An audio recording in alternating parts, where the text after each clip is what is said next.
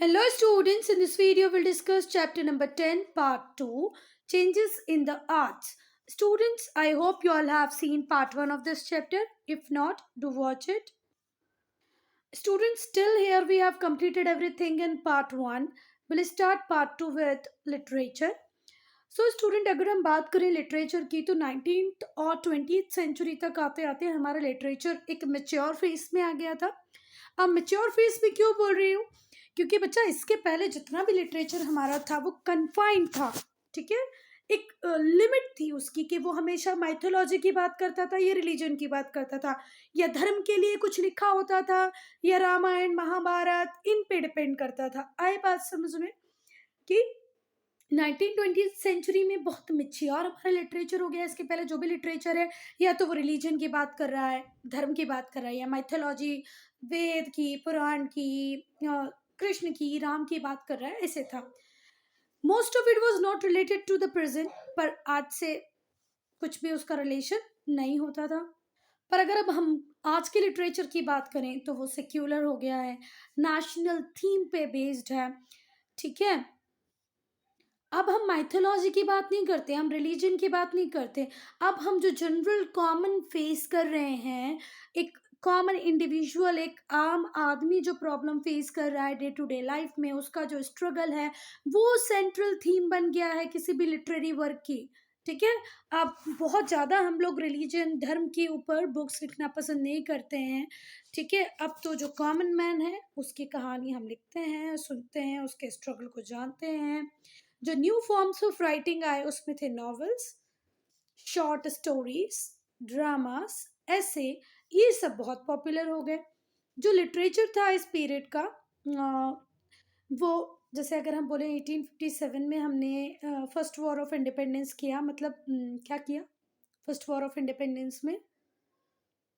First war of independence में झांसी की रानी वाला वॉर याद होगा ना आपको, एनफील्ड राइफल की भूल गए सब वो। वहां से अगर मैं शुरुआत करूं, पूरा 19th सेंचुरी, गांधी जी का इंडिया वापस आना, फिर non cooperation movement, civil disobedience movement, तो उस टाइम जो भी लिटरेचर लिखा गया उसमें हमने बेसिक किसकी बात की, फ्रीडम स्ट्रगल की बात की। ठीक है, वो किससे इन्फ्लुएंस करता था, फ्रीडम स्ट्रगल। और दूसरी बात कि ऑब्वियस सी बात है कि लिटरेचर में हमने फ्रीडम स्ट्रगल को लिखा, कैसे हमारे रिवोल्यूशनरीज काम कर रहे हैं, मॉडरेट क्या है, रेडिकल्स क्या है, ये सब हम लिखने लगे। नॉन कॉपरेशन मूवमेंट क्यों है, स्वदेशी मूवमेंट क्यों है। तो क्या हुआ बच्चा, इससे फ्रीडम स्ट्रगल को तो एक बूस्ट मिला ही मिला, पर यहाँ से हमने नेशनलिज्म की फीलिंग को भी स्प्रेड किया among people. It in turn influence the freedom struggle, freedom struggle को भी इन्फ्लुएंस किया इस चीज़ ने। और ये एक इंस्ट्रूमेंट मिल गया, एक वे की तरह काम करने लगा कि भाई इससे हम नेशनलिज्म को भी प्रमोट कर सकते हैं। अगर हम कुछ ग्रेट राइटर्स की बात करें जिन्होंने रीजनल लैंग्वेज में लिखा, रीजनल लैंग्वेज मतलब अगर कोई व्यक्ति बिहार का है तो वो मैथिली में लिखेगा, उड़ीसा का है तो उड़िया में लिखेगा, शॉर्ट ऑफ दिस काइंड की रीजनल लैंग्वेज की बात की। मुंशी प्रेमचंद्र एंड भारतेंदु हरीश चंद्र, इन्होंने हिंदी में लिखा। मोहम्मद इकबाल ने उर्दू में लिखा। रविंद्रनाथ टैगोर, बंकिम चंद्र चटर्जी, शरद चंद्र चटर्जी ने बंगाली में लिखा। To remember the name of these regional writers, Munshi Premchandra and Bharatendu Harichandra Hindi में, हरीश चंद्र ने हिंदी में, मोहम्मद इकबाल ने उर्दू में, रविन्द्रनाथ टैगोर, बंकिम चंद्र चटर्जी, शरद चंद्र चटर्जी ने बंगाली में लिखा है। उसके बाद फाकिर मोहन सेनापति ने उड़िया में लिखा है। हेमचंद्र बरुआ और लक्ष्मीनाथ बेज बारवा ने आसामी में लिखा है। ये एक बार आप लोग गूगल पे चेक कर लेना इसका प्रोनाउंसिएशन। बेस बारवा, लक्ष्मीनाथ बेस बारवा ने आसामी में, हेमचंद्र बरुआ ने भी असमी में लिखा है।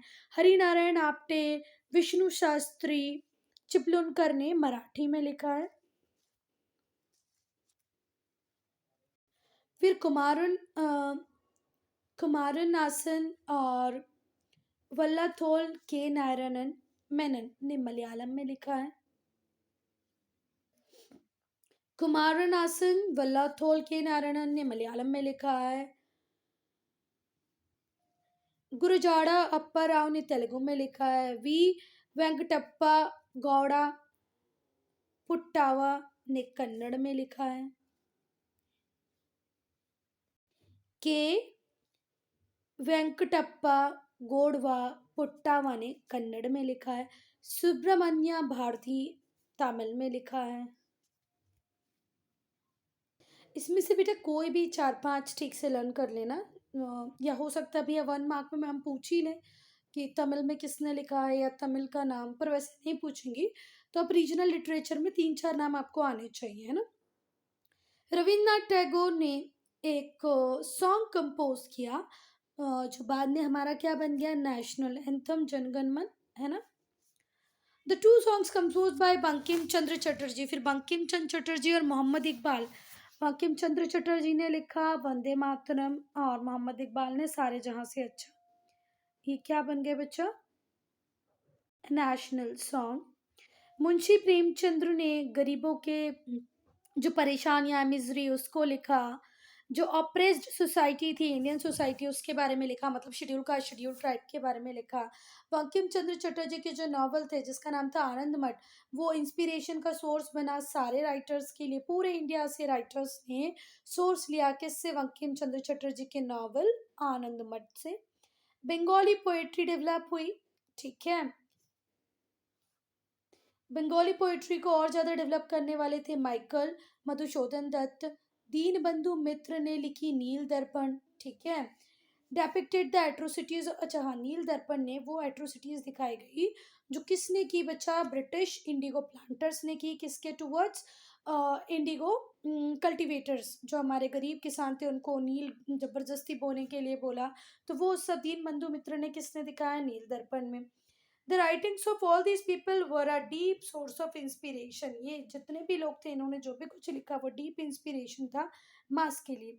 जो लिटरेचर है इस पीरियड का वो पेट्रियाटिज्म की बात करता है, ठीक है। किसकी बात करता है, पेट्रियाटिज्म। तो जो भी लिटरेचर इस टाइम का था वो पेट्रियाटिज्म की स्पिरिट को जगाता है लोगों में, देशभक्ति की भावना को जगाता है लोगों में, और उन्हें कॉन्शियस बनाता है। जो इनजस्टिस जो ऑपरेशंस कर रहे थे कौन, इंडियन सोसाइटी में ब्रिटिशर्स, ये जो भी कुछ बुरा है इंडियन सोसाइटी में उसके टुवर्ड्स उन्हें कॉन्शियस बनाता है।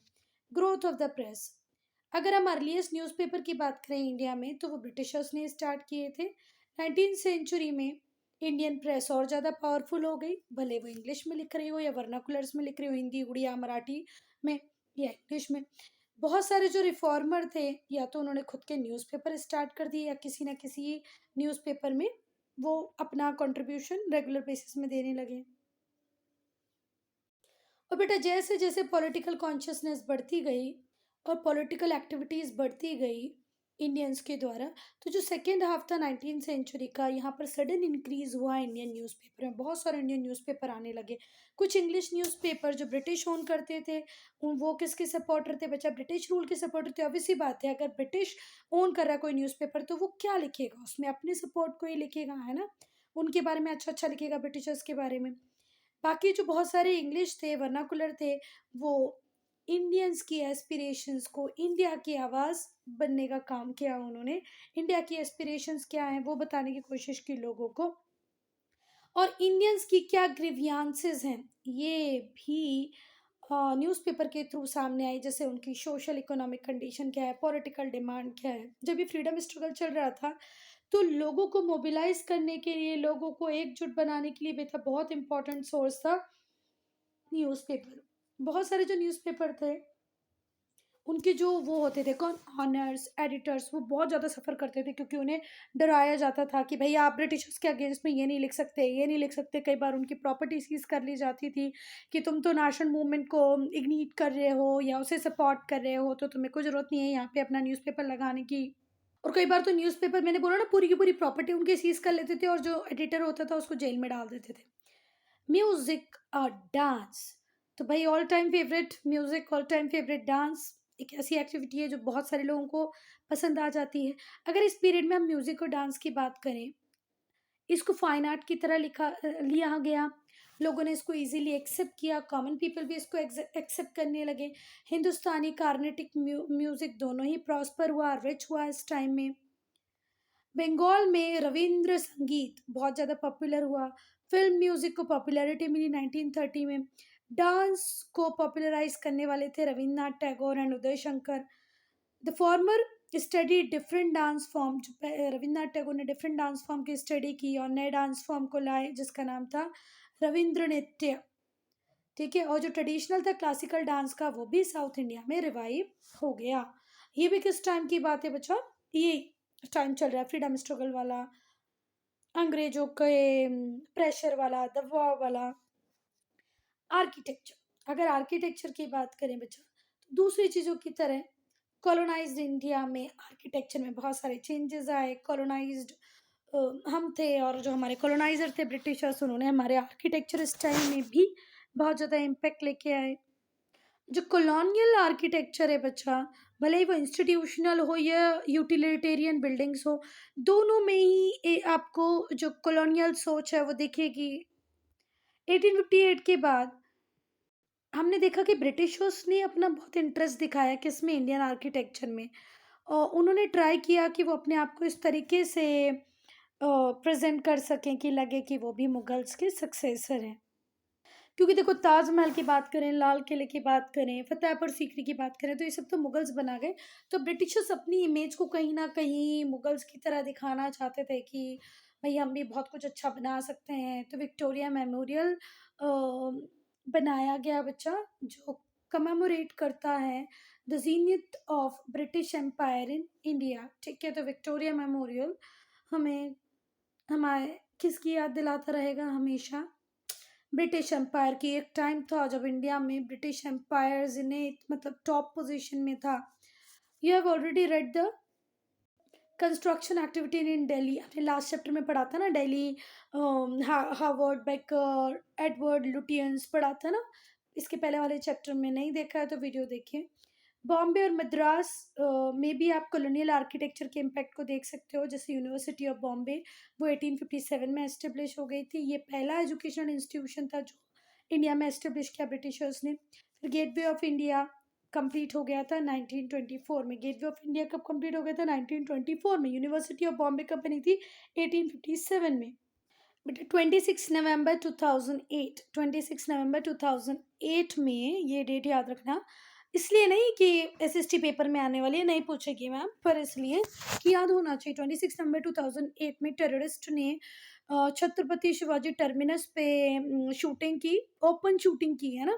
शूटिंग मतलब वो शूटिंग नहीं पिक्चर बनाने वाली, डिशुम डिशुम, डिशुम डिशुम भी नहीं, डिशकियाँ गोली मारी। ठीक है, CST छत्रपति शिवाजी टर्मिनस पे। फिर वो मुंबई के दूसरे प्लेसेस पे भी फायरिंग के लिए गए।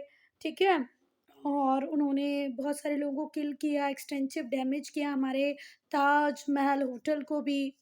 ठीक है, और जो गेटवे ऑफ इंडिया के पास है उसको तो खैर होटल को वापस से हमने रिस्टोर कर लिया।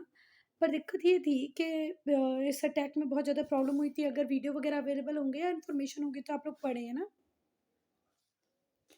फिर ब्रिटिशर्स ने मॉन्यूमेंटल बिल्डिंग्स बनाई अपनी ग्लोरी को दिखाने के लिए कि भाई जब मुगल थे तो उन्होंने इतना कुछ किया, तो हम तो उनसे बड़े वाले, हम भी बहुत कुछ बनाएंगे। The majestic Chhatrapati Shivaji terminus, formerly known as Victoria terminus, is one such edifice. ठीक है, तो भाई जिसको हम छत्रपति शिवाजी टर्मिनस बोलते हैं वो फॉर्मली क्या बोला जाता था उसको, विक्टोरिया टर्मिनस। और क्या बोला, जो मैजेस्टिक छत्रपति शिवाजी टर्मिनस था उसको फॉर्मली विक्टोरिया टर्मिनस बोलते हैं। It's one such edifice, edifice means क्या होता है, अ लार्ज इम्प्रेसिव बिल्डिंग है ना। तो ये उन्होंने बनवा दी, गॉथिक स्टाइल में बना हुआ है। ये किस स्टाइल में बना हुआ है, ये 1 मार्क क्वेश्चन में जरूर मैम पूछ सकती हैं। विक्टोरिया टर्मिनस को हम किस और नाम से जानते हैं, तो आप बताएंगे छत्रपति शिवाजी टर्मिनस। ये किस स्टाइल में बना हुआ है, तो ये गॉथिक स्टाइल में बना हुआ है। इसका जो जो कंस्ट्रक्शन था रेलवे स्टेशन का वो 1878 में चालू हुआ और 1878 में इसका कंस्ट्रक्शन स्टार्ट हुआ और 1887 9 ईयर आफ्टर ये पब्लिक के लिए ओपन हो गया।